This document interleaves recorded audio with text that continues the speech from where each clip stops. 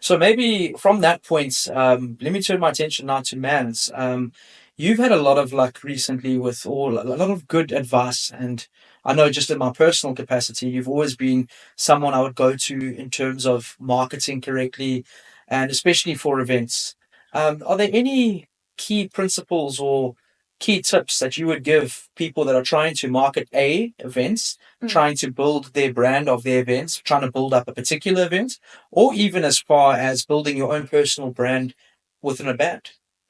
Cool. It's interesting because usually a marketer would go, and I do think this still applies, but usually like the one of the bare necessities of marketing is niche down. Like know who your audience is, and make sure that you're speaking specifically to them because if you're speaking to everyone, you're speaking to nobody, right? But in Durban, it's quite interesting because there's not enough people to niche down. So I find often it's more difficult in Durban to do that. So often I kind of market towards the alternative people and hope that there's a big enough alternative crowd that there's enough of them to come.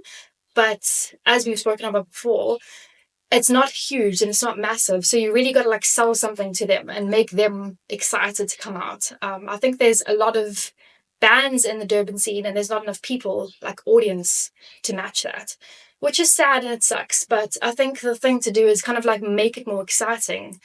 Make them have a reason to like want to come out to your show, whether it's a theme that you're doing or just something different to kind of get them out. If it's just like bands, there's a million shows happening a year, which is bands. So I would say like do something interesting to grab people's attention in Durban is quite the challenge that I find myself faced with. But when it comes to marketing your band, I would say go back to like principles of marketing, which is be specific about who you are, what you stand for, who your audience is. Picture them in your mind when you're kind of making content and what they would want to see. Instead of just doing something you like and you enjoy, think about like even draw a little picture of who it is, stick it up on your wall and be like, this is the person that I'm trying to attract. I think that's really important.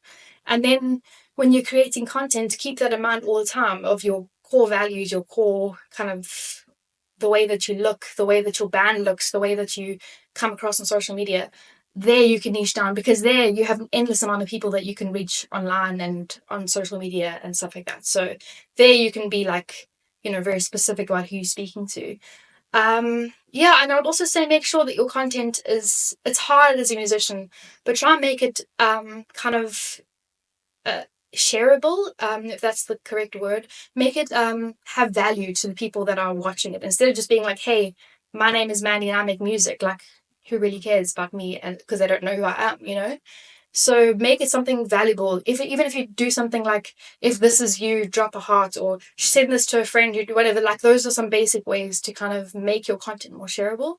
But again, niche down instead of just kind of speaking to everyone and hoping it lands somewhere. Yeah, those are some basic like things that I would say to keep in mind when you're marketing. From my perspective. Yeah. Amazing.